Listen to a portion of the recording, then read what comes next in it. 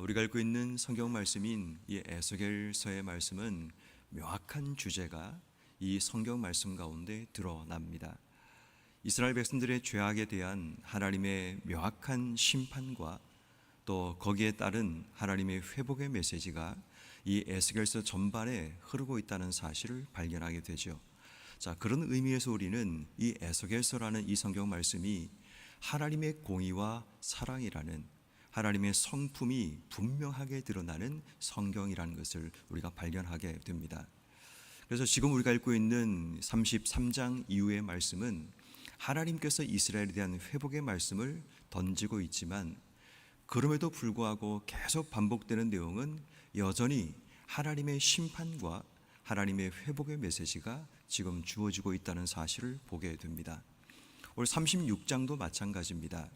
1절부터 7절까지는 하나님의 심판의 메시지가 기록되어 있다면 8절부터 15절까지 말씀은 하나님의 회복의 메시지가 기록되어 있습니다.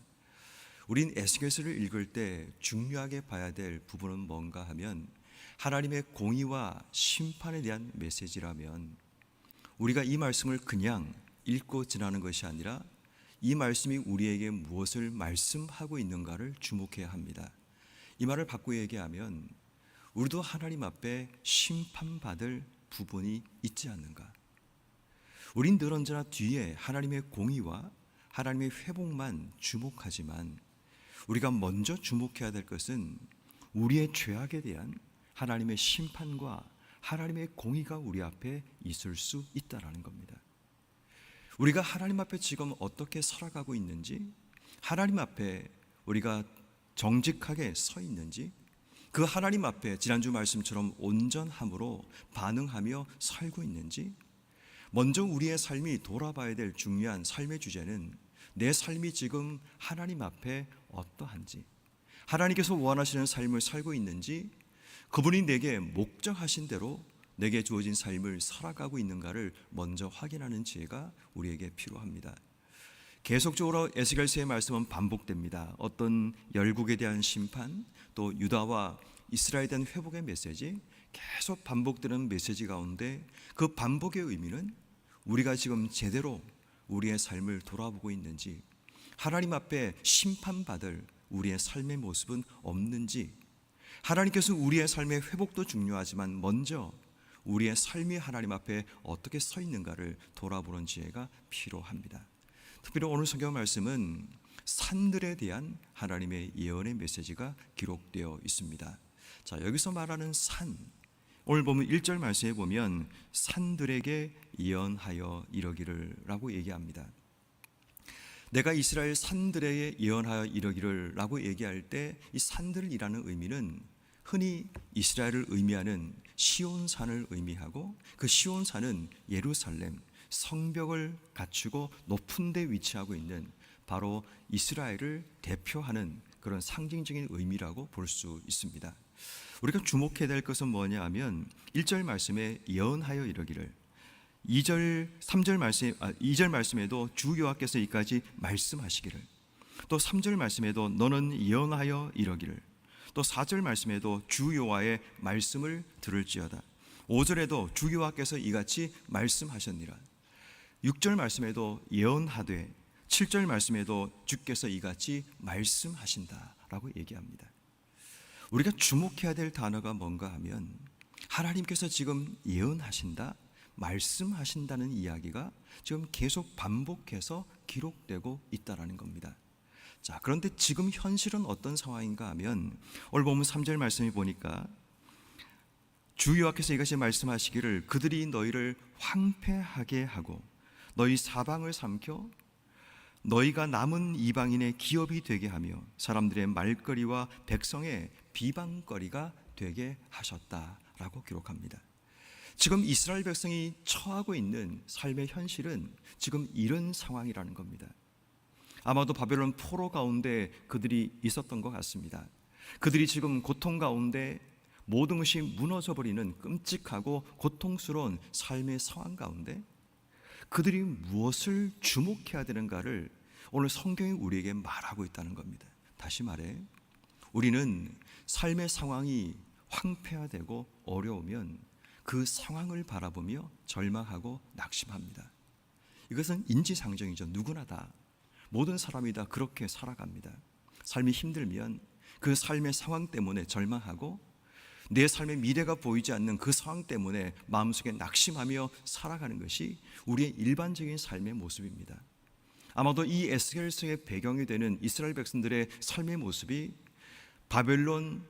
바벨론에 의해서 포로 당하기 직전이나 포로 이후의 내용을 담고 있는 성경 말씀이기 때문에 이스라엘 백성이 처하고 있는 상황은 굉장히 힘들고 어려운 상황입니다. 그런데 오늘 성경 말씀에 제가 무엇을 말하고자 하는가 하면 그 힘들고 어려운 상황 가운데 그들이 주목해야 될 것이 무엇인가를 1절부터 7절까지는 말하고 있는데 하나님께서 말씀하시고 예언하시고 말씀하시고 예언하시다라는 말씀입니다. 다시 말해 우리가 무엇을 주목하며 인생의 삶을 살아가야 되는가 하면 힘들고 어려운 우리의 삶의 여건과 상황이 아니라 지금 하나님이 우리에게 무엇을 말씀하고 계시는가라는 겁니다. 우리는 하나님 말씀을 들을 때 귀로 듣는 것이 아니고 마음으로 들어야 합니다. 제가 조금 지나고 나면 여러분들에게 말씀 시리즈의 설교를 지금 계획하고 있습니다. 어떻게 해야 제대로 예수를 믿고 제대로 신앙생활을 하고 있는지, 어떻게 해야지 말씀이 제대로 들려지는 삶을 살아갈 수 있는지, 하나님 말씀이 정말 우리에게 중요한데 우린 지금까지 하나님 말씀을 들을 때 귀로 듣고 예배당을 빠져나오는 순간 그 말씀이 내 삶 속에 사라지는 삶을 살아왔습니다. 그러다 보니까 예수를 수십 년 믿어도 내 삶의 변화는 일어나지 않습니다. 말씀이 들려지고 지나가다 보니까 귀만 높아지고 우리의 수준은 높아지지만 그 말씀이 내 속에 체화되어 내 삶을 변화시키는 능력을 경험하지 못한 채 살아왔던 겁니다. 그러다 보니까 세상 사람들과 별반 다를 바 없는 삶을 살아갑니다. 똑같이 주어진 환경 속에 절망하고 낙심하고 분노하고, 우리의 삶은 하나님 말씀이 내 속에 들려지면 그 하나님 말씀 때문에 지금 내 삶의 상황과 여건이 아니라 하나님이 내 삶을 어떻게 바꾸어 가시는지, 어떻게 내 삶을 이끌어 가시는가에 주목하며 살아가야 되는 것이 성도의 당연한 본분입니다.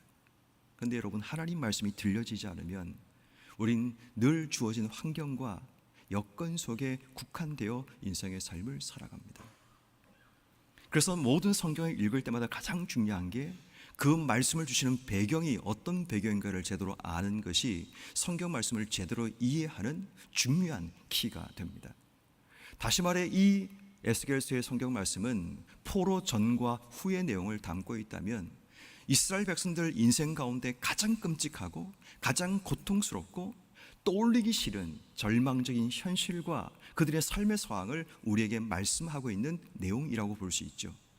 그런 상황 가운데 하나님께서 말씀하신다. 이것은 상황이 아니라 말씀에 주목해야 될 우리의 삶을 우리에게 말씀하고 있다면 오늘 우리가 에스겔서를 읽으면서 가장 먼저 주목해야 될 것은 우리의 삶의 상황과 환경과 여건이 아니라 하나님이 지금 우리에게 무엇을 말씀하고 계시는가라는 겁니다. 그 내용이 오늘 성경 말씀에 이제 나오기 시작하죠. 4절 말씀해 보십시오. 이스라엘 산들아 주 여호와의 말씀을 들을지어다. 산들과 맷뿌리들과 시내들과 골짜기들과 황폐한 사막들과 사방에 남아있는 이방인들의 노락거리와 조롱거리가 된 버린 성읍들에게 라고 얘기합니다. 자, 여기서 이 부분이 4절도 기록되지만 6절도 한 번 더 반복되고 있죠. 똑같은 내용이 기록되어 있습니다.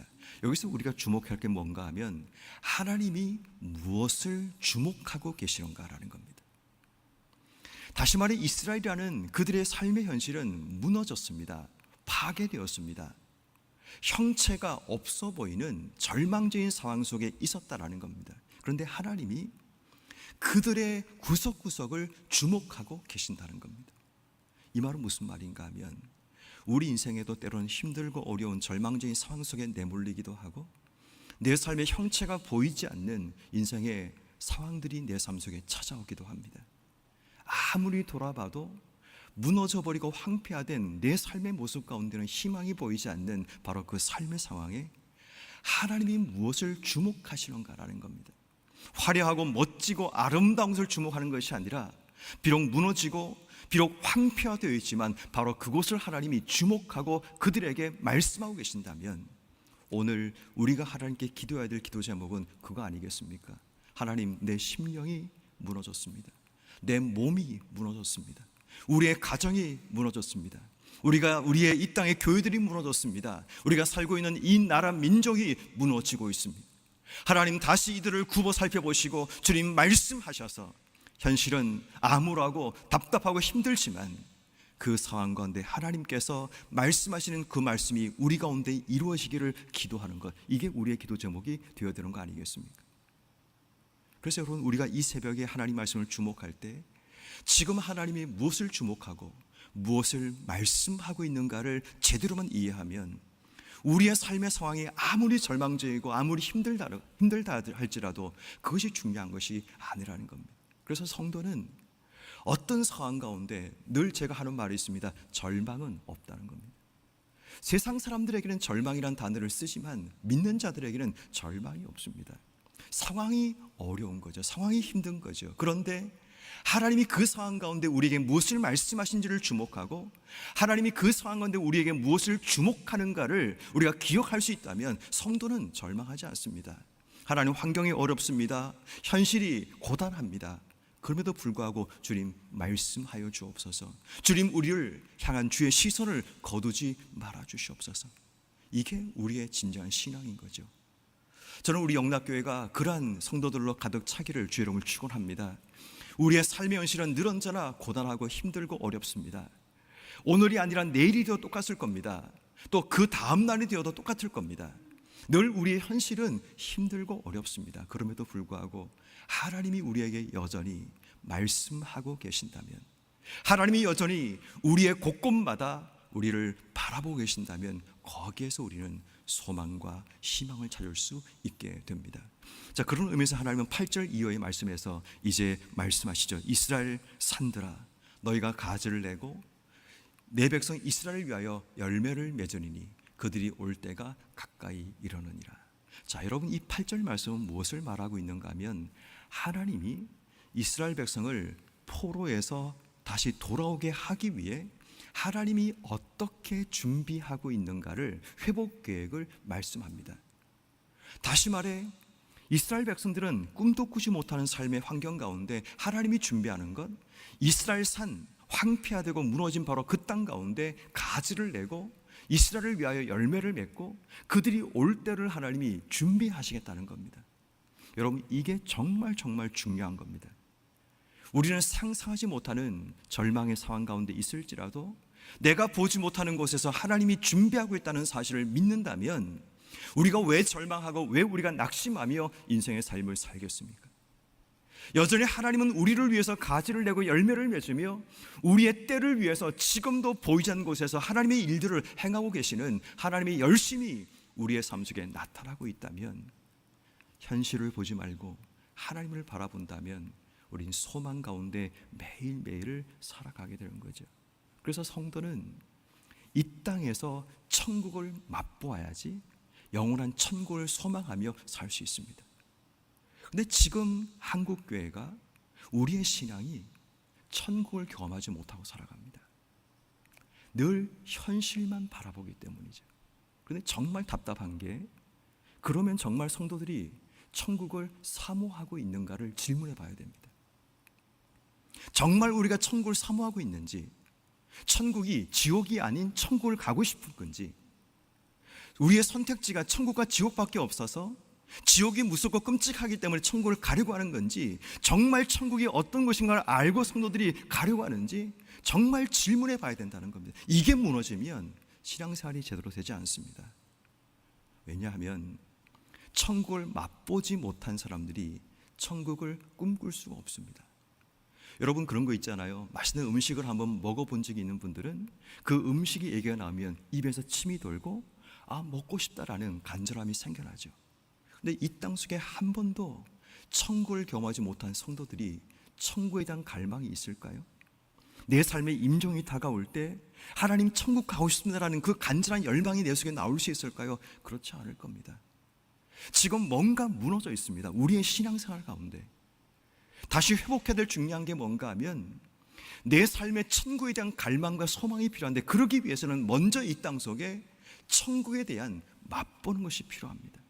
그곳으로 준비하신 것이 교회이고 그것으로 준비한 것이 가정이어야 됩니다. 그런데 문제는 가정이 천국이 되지 못하고 교회가 천국이 되지 못합니다.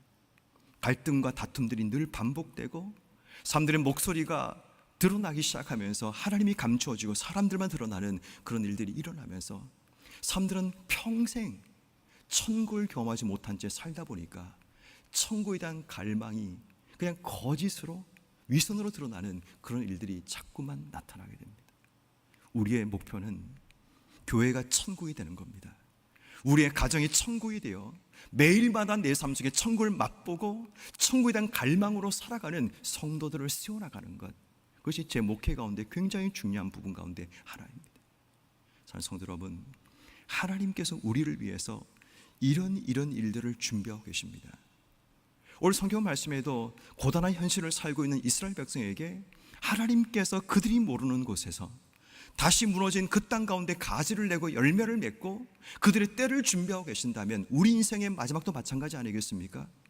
요한계시록을 아무리 읽어도 사람들이 상상하지 못하는 이유가 뭔가 하면 지금 내 삶 속에 요한계시록의 말씀이 현실화되지 못하기 때문에 요한계시록의 말씀, 천국에 대한 이야기를 아무리 성경이 우리에게 말하고 있어도 우린 꿈꾸지 못한 채 살아가는 겁니다.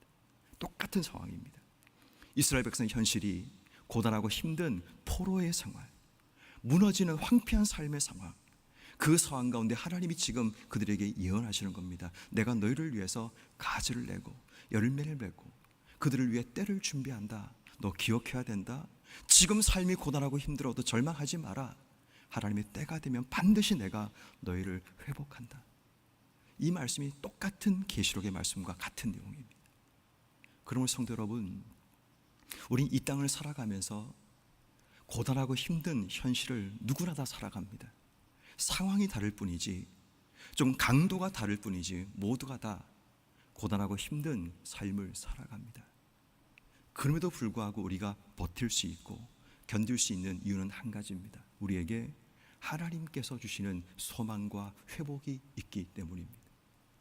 저는 그것으로 여러분 삶이 오늘 하루 채워졌으면 좋겠습니다.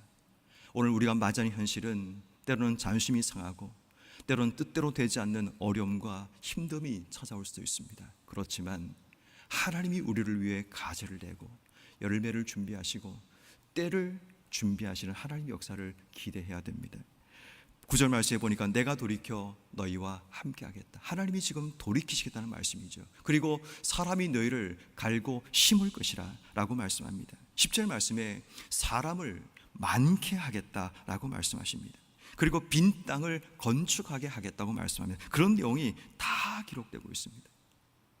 다시 말해 하나님께서 우리를 위해 회복하고 준비하고 계신다는 이 말씀을 우리가 기억한다면, 새벽이다 보니까 제가 더 깊게 말씀을 못 드리지만 여러분, 우리가 주목해야 될 중요한 한 가지는 여전히 우리에게는 소망이 있는데, 현실과 상황이 소망이 아니라 하나님이 우리 인생의 소망이 되는 겁니다. 그러면 오늘 말씀을 통해 우리가 기억해야 될 중요한 것, 하나님께서 우리에게 무엇을 말씀하고 계시는가?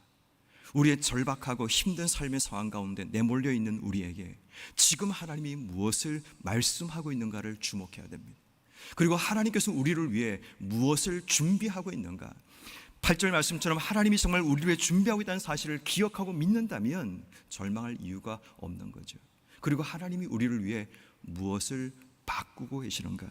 오늘 성경 말씀에 보니까 11절 말씀에 보니까 너희의 전 지위대로 사람이 거주하게 하고, 우리의 지위가 무너졌는데 다시 하나님이 우리의 지위를 회복하고 바꾸시겠다는 겁니다. 그 뒤에 보니까 내가 너희를 처음보다 낫게 대우하리라. 하나님의 대우가 다시 우리의 삶에 회복되는 일들이 일어나게 되죠. 13절 14절 말씀에 보니까 전에는 너는 사람을 삼키는 자요 또 내 백성 재간자라는 오명을 가졌던 우리의 삶인데, 14절 말씀에 보니까 다시는 사람을 삼키지 아니하고 다시는 내 나라 백성을 제거하지 아니하리라. 다시 말해 하나님께서 우리의 오명을 제거하시는 바로 바꾸신 역사가 일어나고 있다는 겁니다. 자, 그렇기에 하나님께서 말씀하시고 하나님이 준비하시고 하나님이 바꾸신다면 오늘 우리가 살아가는 삶은 그렇게 살아가야 됩니다. 하나님께서 바꾸실 현실 앞에 우리가 제대로 살아가고 하나님이 준비하신 것을 소망하며 살아가고 주님 말씀하시면 그 말씀 앞에 겸손하게 설 수 있는 여러분 모두가 되기를 주의 이름으로 축원합니다.